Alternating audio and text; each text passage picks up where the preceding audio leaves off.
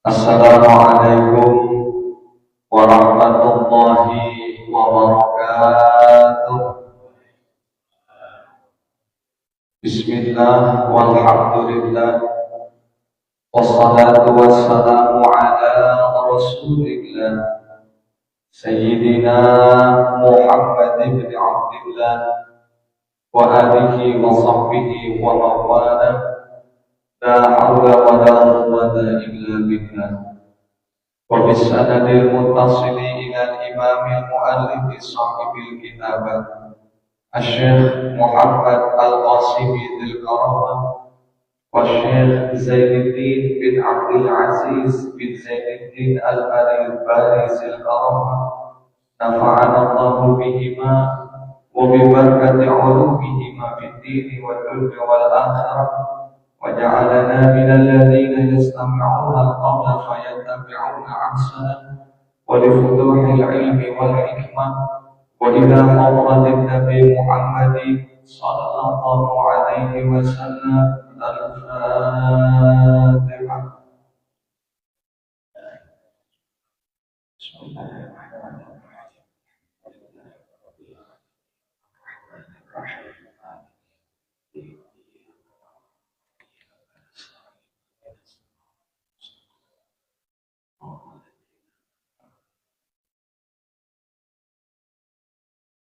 Amin amin ya rabbal alamin. Alhamdulillah, segala puji bagi Allah Subhanahu wa taala. Ahad subuh ini kita diberikan banyak banget nikmat Islam, nikmat iman, nikmat sehat, nikmat hidayah.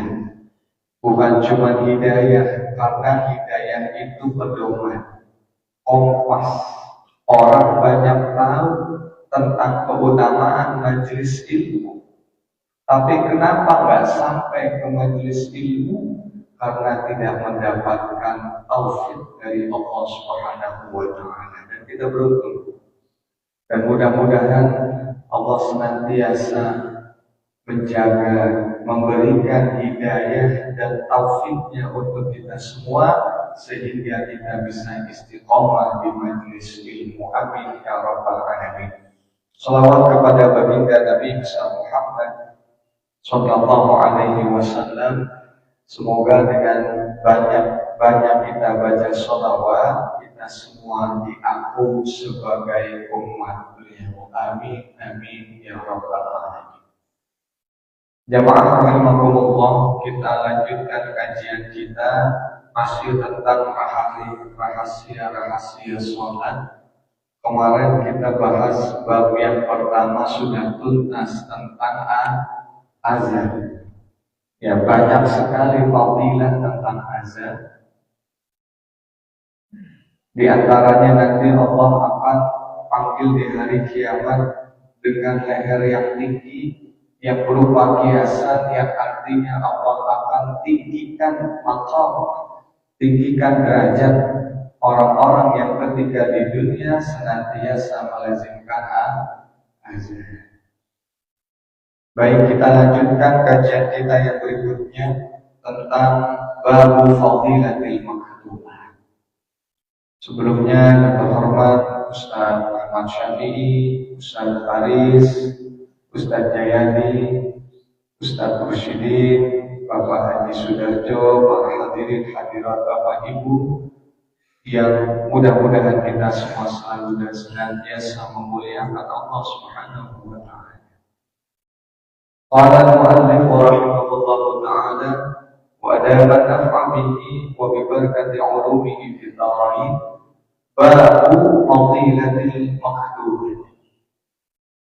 Bab yang baru ini menjelaskan tentang keutamaan sholat fardu. Qala Allah Ta'ala, berfirman Allah Subhanahu wa Ta'ala, inna sholata kanat 'alal mu'minina kitaban mawquta. Sesungguhnya sholat itu bagi orang-orang yang mukmin, Orang-orang yang di dalam dadanya sanubarinya terancam iman kepada Allah Subhanahu wa Ta'ala, itu waktu-waktunya sudah ditetapkan. Kita sering nih baca surah Al-Baqarah, Al-Tahrir kan baca tuh, ya, alif lam mim. Dzalikal kitabu la raiba fihi hudan lil muttaqin. Apa tuh tandanya orang yang bertakwa? Alladzina yu'minuna bil ghaibi. Yang pertama beriman, percaya kepada Allah Subhanahu wa Ta'ala yang karena tidak semua yang tidak terlihat oleh mata kita yang terbatas ini gak ada. Ya, contoh misalkan virus. Dulu virus COVID-19. Masjid pada renggang-renggang. Sholat Jumat pakai. Iya. Kelihatan nggak virusnya? Ada yang pernah lihat bentuknya kayak apa? Nggak ada. Tapi ada nggak? Ada. Buktinya ya Allah, di tempat saya tuh pernah top score. Top skornya bukan bola, top skornya ngumumin pengumuman wafat di masjid sampai 5. Ya Allah. Ya mudah-mudahan Allah jauhkan kita dari virus-virus yang sama. Nah itu. Atau misalkan ini ada air, kita masukkan benda, kelihatannya lurus apa bengkok. Ini membuktikan bahwa mata kita terbatas, sangat terbatas. Bukan berarti sesuatu yang tidak bisa kita lihat itu enggak. Nah,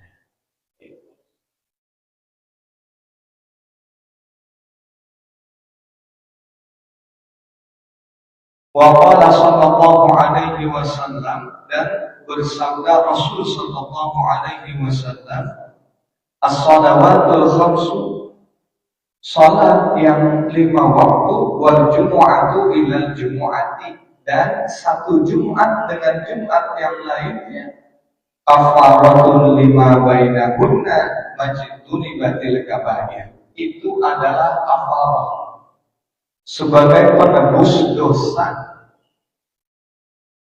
selama dia tidak berbuat, selama dia menjauhkan al-kabair, yaitu dosa-dosa. Kapan sih sholat itu dimulai?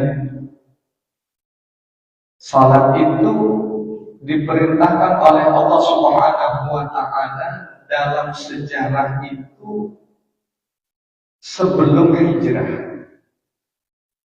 Sebelum sholat yang 5 waktu, Allah wajibkan kepada baginda Nabi Muhammad SAW untuk sholat pada tahun pertama kenabian.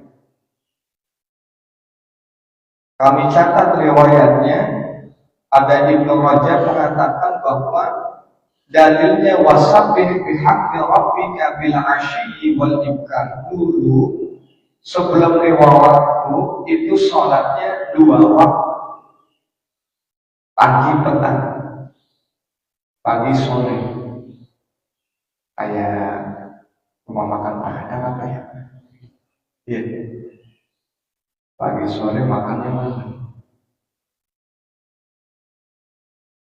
Kemudian pada tahun ke-11 sampai ke-12 Nabi, kenabian itu baru Isra wal Mi'raj, baru turun yang 2 waktu dinasah, diganti dengan yang 5 waktu sampai dengan sekarang. Pilih yang 2 waktu apa yang 5? Hah? Jujur nih, yang 2 apa yang 5? Hah? Ada satu kaidah fikih bilang, maka aktsara fi'lan kana aktsara fadlan. Sesuatu yang frekuensi ibadahnya itu lebih banyak kita kita lakukan pasti lebih banyak keutamaan sama pahalanya. Sholat, ya, sholat sunnah boleh duduk, tapi lebih utama diri. Kira-kira yang pahalanya banyakan, yang duduk apa yang diri? Diri. Ya, dan ini bisa jadi salah satu cara terbaik dari Allah Subhanahu wa Ta'ala buat apa? Agar orang Islam semakin banyak yang masuk ke dalam surga. Apalagi kita umat terakhir. Umat terakhir, namun sayangnya umat yang paling pertama merasakan hari kiamat. Tuh jangan lupa tuh. Kita emang umat terakhir, tapi umat yang paling pertama merasakan huru-haranya yaumul qiyamah itu kita. Itu kita. Dan barangkali dengan kita menyembah Allah Subhanahu wa Ta'ala 5 kali, apalagi umat Nabi Muhammad itu baina sittina wa sab'in, antara 60 sampai 70. Beda dengan umat-umat terdahulu yang usianya ratusan. Tapi bagaimana caranya? Saking sayangnya Allah kepada umat Nabi Muhammad, dan kita kecipratan karena nabinya, nabi yang paling disayang oleh Allah Subhanahu wa Ta'ala, kita pun kebagian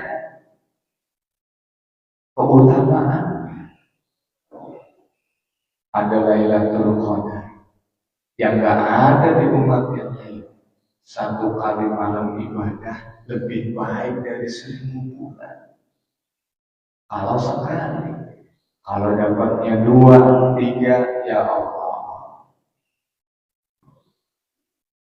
Kemudian antara satu Jumat dengan Jumat yang lain, ini juga ada keistimewaannya.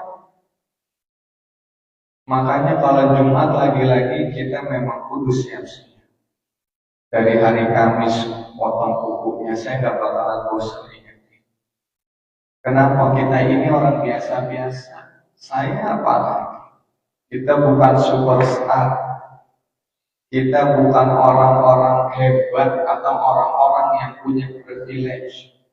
Tapi Allah ciptakan Jumat, Allah ciptakan sholawat, Allah ciptakan zikir. Biar apa? Kita bisa bersambung, ittisal, bisa terus online dengan Allah walaupun kita orang biasa. Walaupun beragam profesi yang kita lakukan, dengan adanya Jumat, dengan adanya sholawat, adanya zikir, itu membuat kita semuanya sama di hadapan Allah, yang takwalah yang paling disayang oleh Allah Subhanahu wa Ta'ala. Jumat Kamis sudah repot lah, ya, bajunya, kemudian rapi-rapinya, siap-siap baca Al-Kahfinya, kemudian rapi Jumatnya jangan buru-buru, ya, musafaat dulu 7 kali 7, Fatihahnya 7, jangan buru-buru. Karena apa? Dosa-dosa kita tuh lagi sedang digugurin sama Allah. Sayang banget kalau kita kelewatan momen-momen. Hanya saja di sini catatannya, kata Rasul, selama dia menjauhkan dosa-dosa besar. Saya lihat dalam kitab aslinya itu yang Ihya, disebutin tuh dosa-dosa itu dibagi 2, ada kabair, ada shaghair. Ada dosa-dosa kecil, ada dosa-dosa besar. Dan dosa-dosa itu biasanya terkait dengan 4 sifat.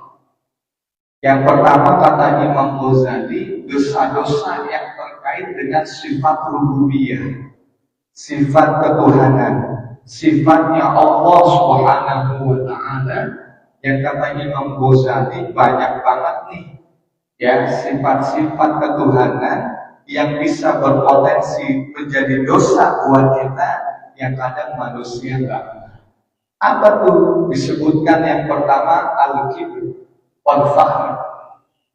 Takabur, merasa dirinya lebih besar dibandingkan dengan orang lain, merasa dirinya lebih mulia dibandingkan orang lain, wa hubbul madhi, dan senang terhadap pujian dari orang lain. Ini dosa-dosa yang terkait dengan sifatnya Allah. Jangan ditanya. Ya, berarti kita pakai sifatnya Allah, serem betul. Kita makhluk. Ya, coba-coba bermain dengan sifat Khalik, jelas. Ya, ingat syaitan itu dihukum oleh Allah Subhanahu wa Ta'ala bukan hanya lantaran ketidaktaatannya, tapi yang lebih dilihat adalah sifat sombongnya, karena dia merasa lebih mulia. Saya diciptakan dari api, sementara Nabi Adam diciptakan dari tanah.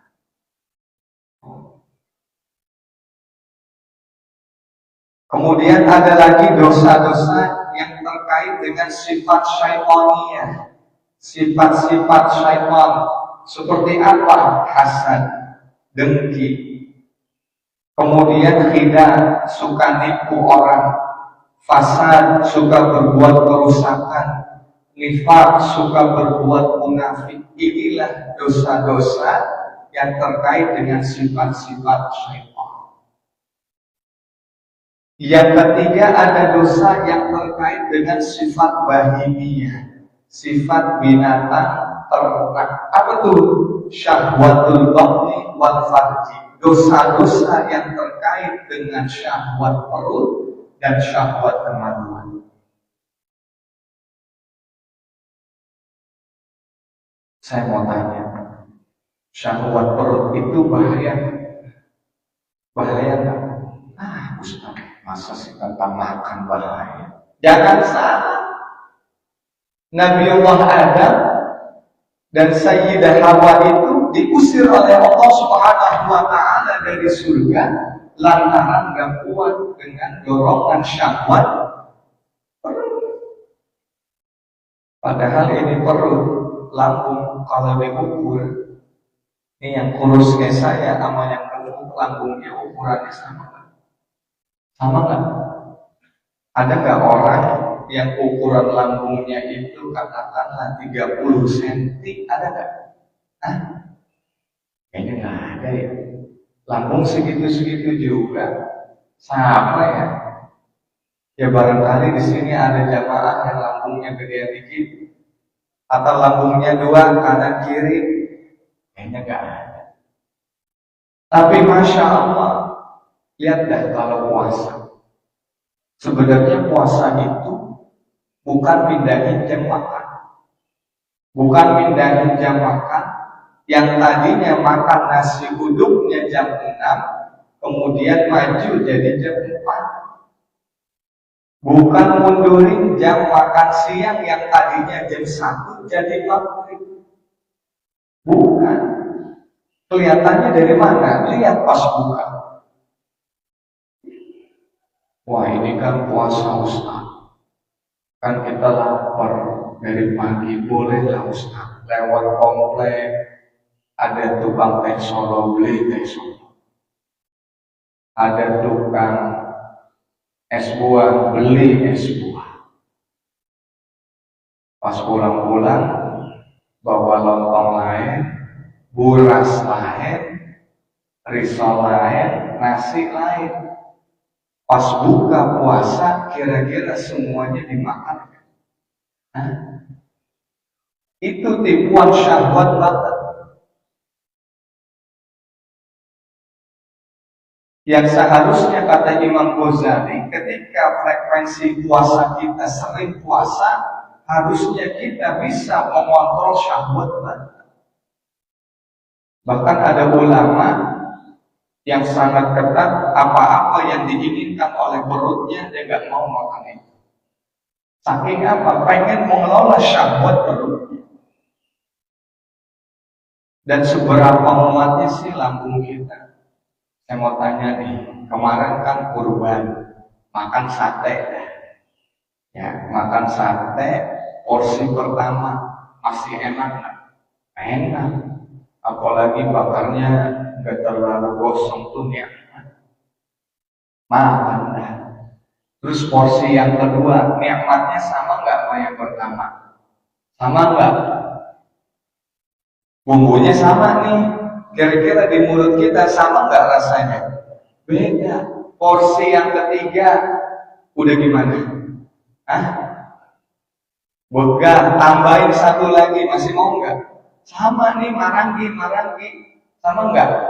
Itulah namanya tipuan syahwat batin. Biar kata nggak ada sejengkal di lambung, tapi tipuan syahwatnya luar biasa.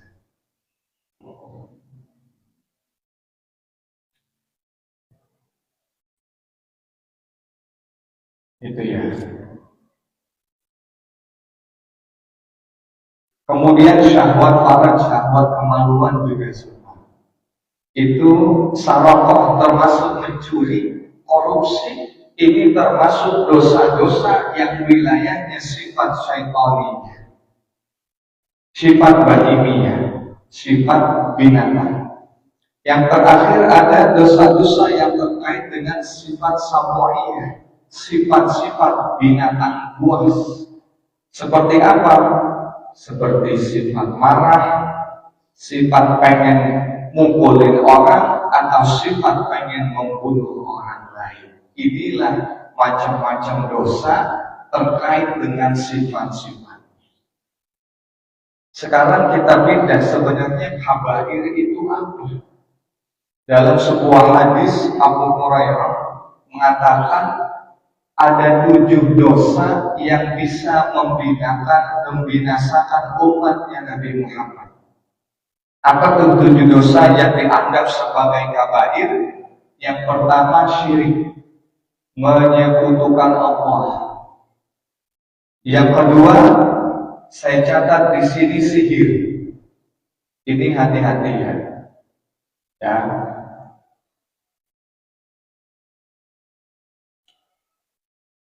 Lantaran cinta ditolak, Gunung Kawi bertindak. Wah, lagi ramai nih ya ke Gunung Kawi. Ada yang pernah ke Gunung Kawi? Jangan daya. Udah malam gelas sejadah, baca sholawat harian berapa ustaz sehari 11. Itu udah cukup.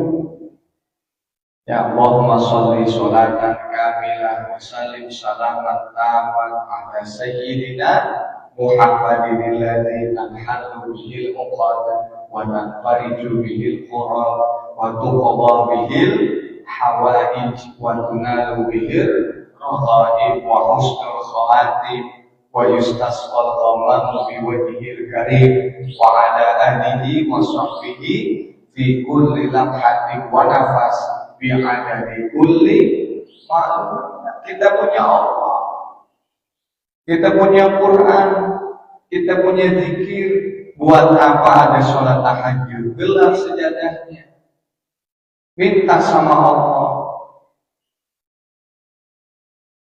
Kemarin kita lagi bahas sholat di majelis. Alhamdulillah, sholawat hariah itu kita dapat dari jasanya, dari pengarangnya, orang Maroko yang lagi bagus-bagus tuh pemainnya tuh. Ya ternyata sholawat kamilah lahirnya dari sholat, dari Imam Maroko, dari Syekh di Maroko. Sampai ke sini, sampai di Indonesia, karena ada kitab kuning yang isinya tentang doa-doa, melazimkan siapa yang baca ini khasiatnya ditunaikan hajatnya, akhirnya semarak di Indonesia. Itu baca. Ada kawan kami mahasiswa di UI S3. Ini cerita viral di YouTube ya. Suatu ketika Profesor Al-Habib Said Aqil Al-Munawwar saat menjadi direktur, itu Habib Said Aqil Munawwar didatangi oleh mahasiswa. Habib, Prof, saya sudah lama nggak punya anak. Saya pengen banget punya anak. Periksa medis, periksa. Ketika diperiksa ternyata ada gumpalan-gumpalan di sekitar alat kelamin laki-laki. Terus sama Prof. Habib Said Aqil ini disuruh baca sholawat tariah. Berapa? Gak tanggung-tanggung, sekali gelar sajadah dari Isya sampai subuh usahain 4.440. Kemudian nanti setelah rapi, kalau mau kencing itu jangan ke kamar mandi, tapi turun dari ranjang, udah kencing di situ nanti bersih. Ternyata pas udah rapi pengen kencing, pas pengen kencing di ubin keluarlah itu gumpalan-gumpalan. Dan alhamdulillah setelah itu istrinya hamil. Gak tanggung-tanggung karena udah lama menunda, setiap tahun hamil 1 sampai tahun ke-5, berarti anaknya berapa? 5. Datang lagi ke kantor, Habib, Prof, saya mau izin, ini gimana cara berhentinya ya? Nah, kemarin minta, sekarang pengen stop. Itulah manusia. Ya. Silakan diamalkan. Ingat sholawat itu karena Syekh Mutawalli Asy-Sya'rawi satu-satunya lembaga, satu-satunya badan yang membuat kita tidak mungkin menyekutukan Allah. Kenapa? Dalam setiap sirat, dalam setiap redaksi sholawat selalu mendudukan Allah Subhanahu wa Ta'ala sebagai Tuhan dan Nabi Muhammad sebagai utusannya. Salawat apa? Yang gak ada kata Allahnya. Ada gak? Ada. Salawat tibil qulub. Kalau anaknya panas, jangan buru-buru dibawa puskesmas. Kata Kiai saya, Kiai Imran, yang founder keluarga besar Rupiah Aswaja yang di Indonesia, di Malaysia, Singapura, nih ambil air, masukin telunjuknya, bacain sholawat tibil 7 kali, tibil qulub, tiup airnya, kasih anaknya.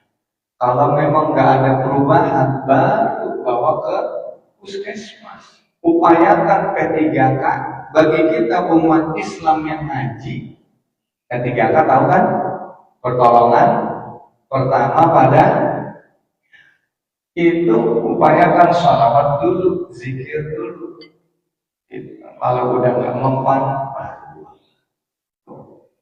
keutamaan dari sholat.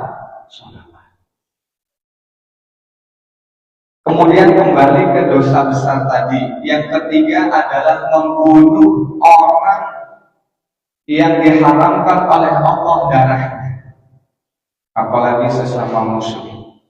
Ini dosanya besar.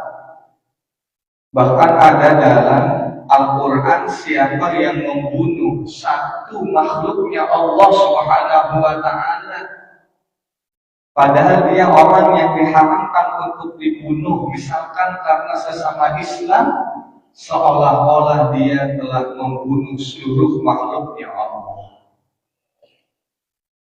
Jadi jangan gampang senggol bacok.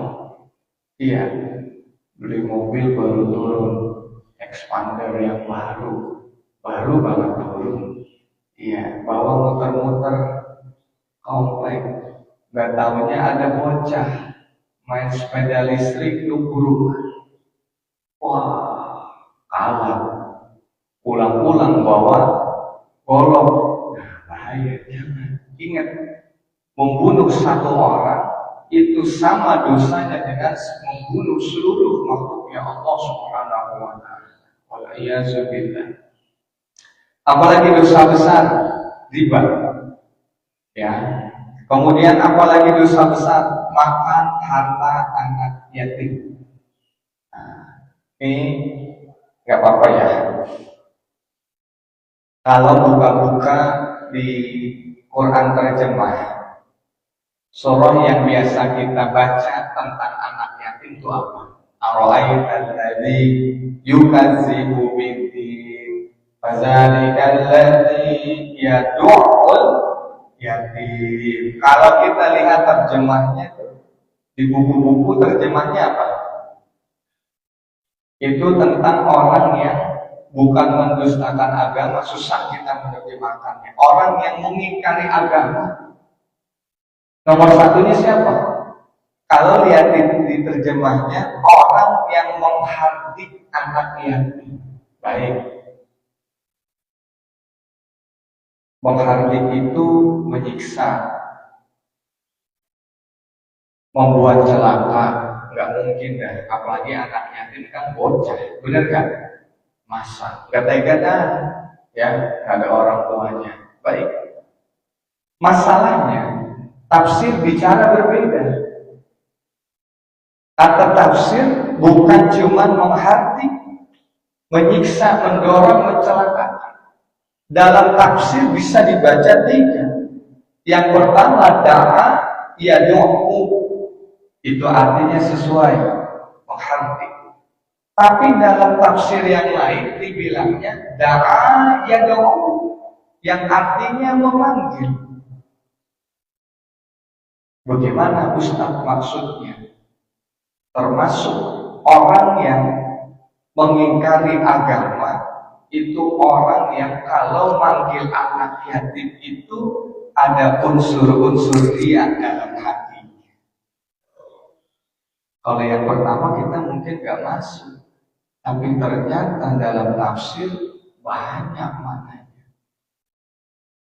Atau wada'a yadahu, artinya taroka, meninggalkan. Maksudnya gimana Ustaz? Termasuk orang yang mengingkari agama, orang yang nih di RT-nya ada anak yatim, anaknya ulang tahun, terus dia merasa ini anak yatim mah gak usah diajak dah, dia nggak bakalan bawa kado, orang susah, dia nggak ditinggal. Itu termasuk dalam kategori orang yang meninggalkan anak yatim dan termasuk dalam kategori orang yang mengingkari agama. Ya. Kemudian apalagi dosa besar itu lari dalam peperangan. Dan yang terakhir, yang ketujuh menurut Abu Hurairah, termasuk dosa besar adalah qazaf. Apa itu qazaf? Menuduh wanita yang baik-baik melakukan perbuatan zina. Ini makanya lisan yang kudu dijaga. Ada perempuan kerja, kemudian pulangnya malam, katakanlah gak pakai jilbab, terus langsung kita tuduh dia perempuan yang gak baik-baik. Kita sebut dia dengan panggilan-panggilan yang gak sempurna. Kalau ternyata dia seorang mukmin, ternyata di kantornya dia sholat, ternyata di sela-sela kalau ada waktu kosong di kantornya dia ngaji baca Quran. Kalau ternyata pas puasa Ramadan dia puasa, pas zakat dia ngeluarin zakat, itu yang repot, yang dosa besar kita. Hati-hati.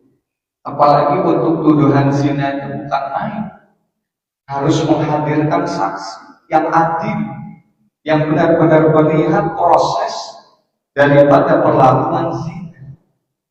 Nah, ini yang kita khawatirkan. Kelihatannya receh, tapi ternyata kabair, yaitu dosa besar yang tadi itu nggak masuk dalam kategori yang diampuni walaupun sholatnya banyak, walaupun dia jaga antara Jumat dengan Jumatnya sampai dia mati. Kemudian Ustaz itu dosa besar ya? Iya. Lalu kalau bohongin ini dosa besar, dosa kecil? Kata Ustaznya sedang nih. Saya curiga nih. Ya. Bilangnya ngaji, tahu ngaji. Ya. Bilangnya ngaji di Masjid Al-Taufiq. Taunya main ke rumah janda, nyantunin janda. Boleh gak? Boleh gak? Katanya harus baik Ustaz sama anak yatim. Kan saya santunin anak sama ibunya.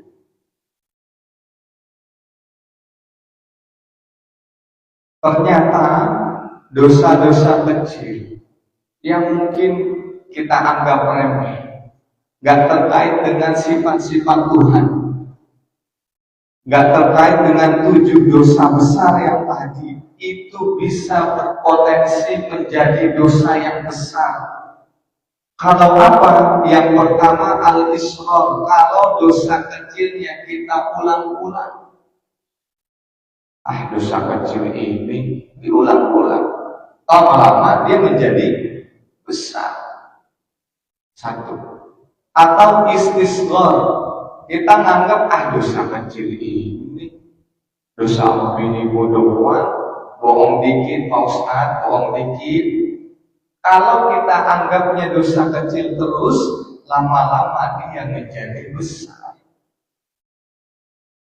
Terus apalagi kalau kita girang, bahkan dosa-dosa kecil itu yang tadinya sudah Allah tutup dengan hijabnya, lalu dengan berbangga hati kita ceritakan kepada orang lain, yang tadinya dosa kecil menjadi dosa besar. Nah, berhubung sudah jam 6, sampai di sini dulu kajian kita. Mudah-mudahan Allah pelihara sholat kita. Kita jaga waktu-waktunya. Dan mudah-mudahan Allah berikan kita kesempatan untuk bisa sholat pada awal waktu. Dan mudah-mudahan Allah genapi segala macam kekurangan. Dan Allah berikan ganjaran sholat sebagaimana yang telah dijanjikan. Amin ya Rabbal Alamin. Baik, mungkin ada pertanyaan. Ya, Allah silakan. Kalau ada pertanyaan silakan. Cukup ya? Cukup? Ya, silakan. Assalamualaikum warahmatullahi wabarakatuh. Assalamualaikum warahmatullahi wabarakatuh. Maaf.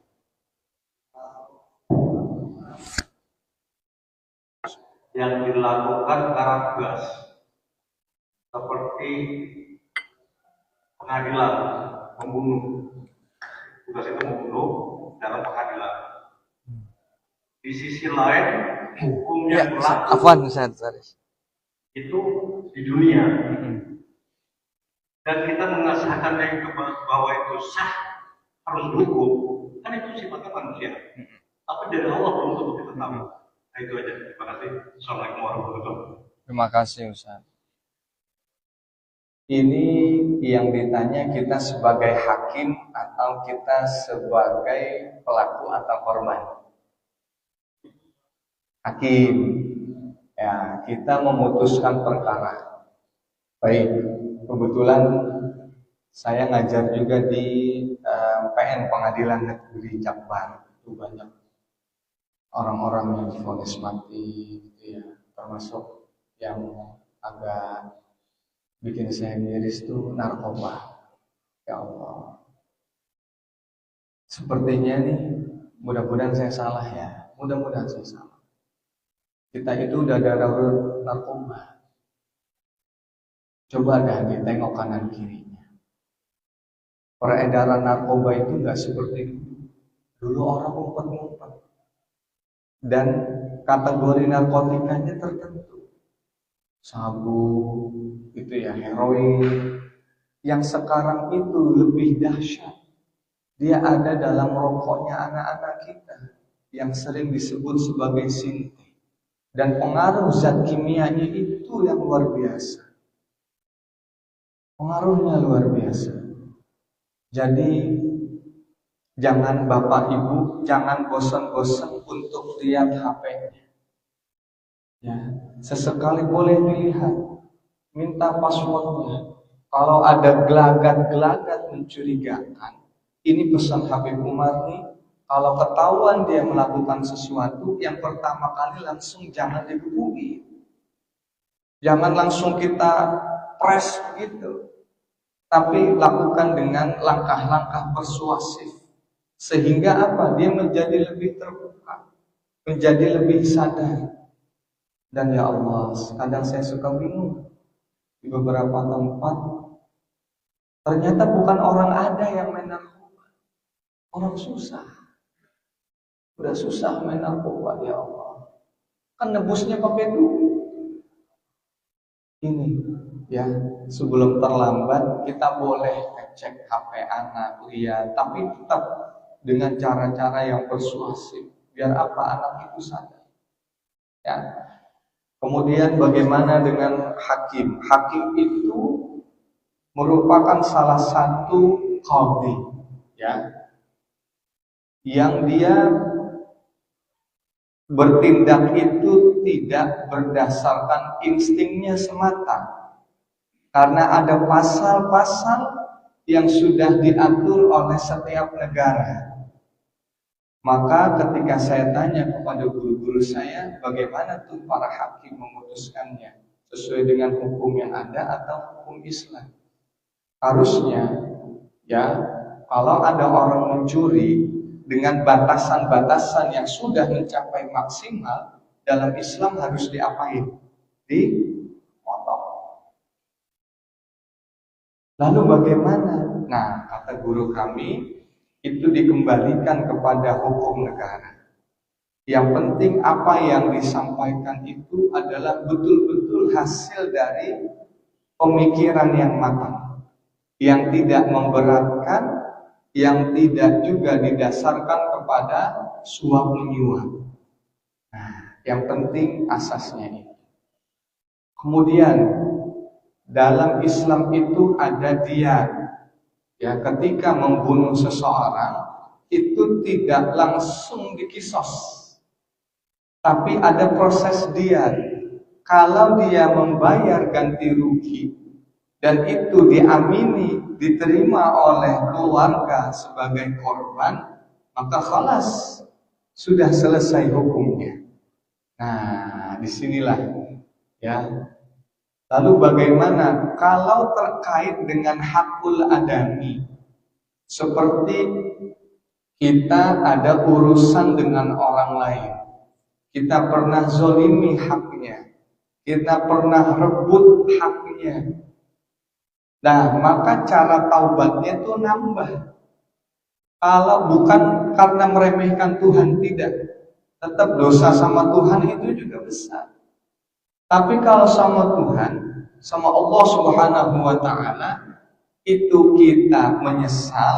Setelah menyesal, kita bertekad untuk tidak mengulanginya. Kita berhenti, kita iringi dosa-dosa yang lama dengan perbuatan baik. Insya Allah, kalau benar-benar tulus ikhlas, insya Allah taubatnya diterima. Tapi kalau urusannya sama orang, ini yang agak repot.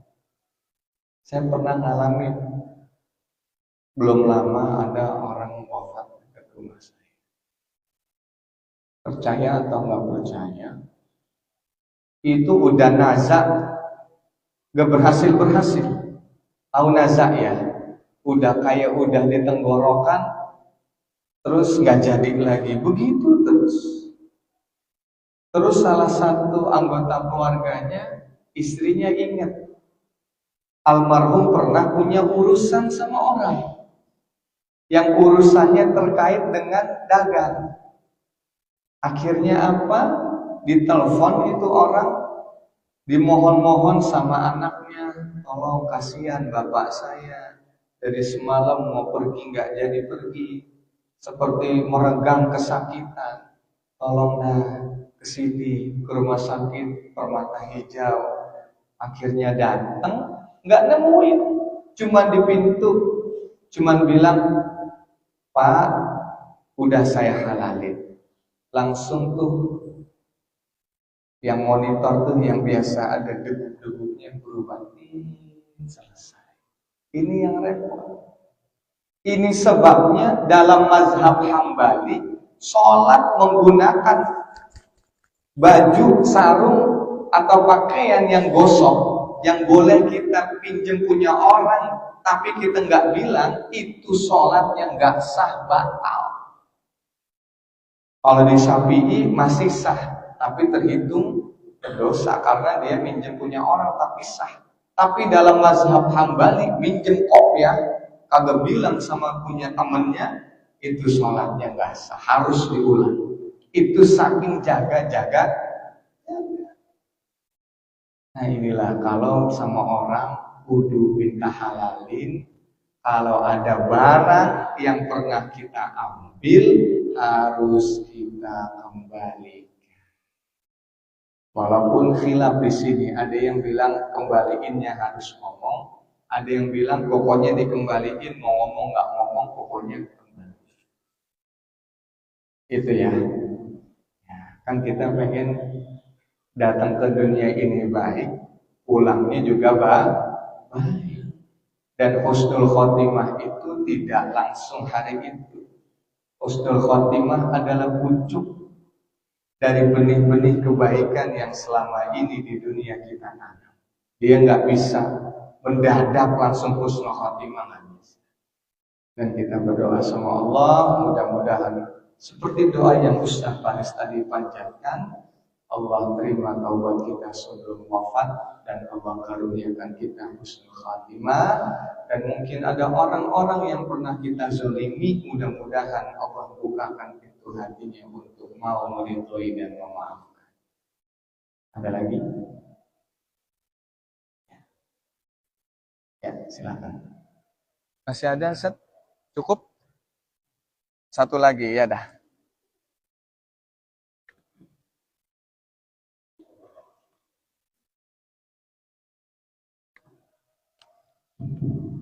Bismillahirrahmanirrahim. Assalamualaikum warahmatullahi wabarakatuh. Salam. Mohon izin saya tanya menyimpang sedikit dengan temanya sholat, tapi di sana ada hubungannya sholat juga. Masalah jenazah, sholat jenazah. Terus di sana juga orang yang kena musibah meninggal itu adalah orang yang akhir tenaganya berpikir dalam bagaimana musibah, nasib baiknya yang terbaik. Kalau sama-sama orang Islam, kita itu punya masjid besar sekali. Nah, bagaimana cara yang terbaik untuk berjumbangsi terhadap orang yang kena musibah masalah jenazah? Terima kasih. Assalamualaikum. Ya, sekarang di beberapa wilayah itu sudah jalan tuh. Di tempat kami kebetulan RW-nya yang jalan. Ya, jadi ada dana, namanya dana kematian, itu 10.000 per bulan. Ya, karena dikelola oleh satu RW sekitar 10 sampai 11 RT, itu alhamdulillah ya, dari yang ketika ada yang wafat itu selain mendapatkan santunan 500.000 rupiah, itu juga sudah plus yang memandikan, ya, memandikan, mengkafani dan lain sebagainya. Saya rasa ini teknis aja, silakan nanti dibicarakan di forum rapat warga gitu ya. Barangkali bisa dijadikan satu usulan karena memang ini sangat membantu. Ya, sangat membantu. Ternyata satu RT di tempat saya itu ada ya 50 sampai 70 kakak. Kalau 11 RT udah kebayang. Kan juga nggak setiap sebulan sekali banyak yang wafat kan, dan ini bermanfaat. Gitu. Nah, itu saja mungkin dari saya. Tinggal bagaimana diatur teknisnya, ya, karena ini salah satu kewajiban kita juga. Kewajiban kita. Yang bagus itu ada pelatihan juga. Jadi memandikan, mengkafani itu bukan karena biasa, tapi memang ada ilmunya. Ya, dikasih pelatihan bagaimana tata cara mulai memandikan, mengkafani, mensolatkan, dan saya sangat mendukung anak muda. Ya, karena apa? Di samping tenaganya masih kuat, kemudian walaupun profesinya ojol, apapun yang paling berhak untuk memimpin sholat, memandikan, mengkafani itu anak. Kalau yang wafat orang tua, ya kalau anak yang wafat orang tua bisa. Nah ini ya, jadi kalau bisa di keluarga kita tuh ada yang bisa, itu sangat membantu. Kalau anak laki-laki dapat kemuliaan buat memandikan ayahnya. Kalau anak perempuan dapat kemuliaan buat memandikan ibunya. Itu suatu rezeki yang menurut saya gak bakalan bisa ada tandingnya. Itu ya, saya rasa teknis saja. Ada lagi? Cukup ya? Ya, baik. Kita cukup ya. Kita akhiri dengan baca doa Al-Fatihah.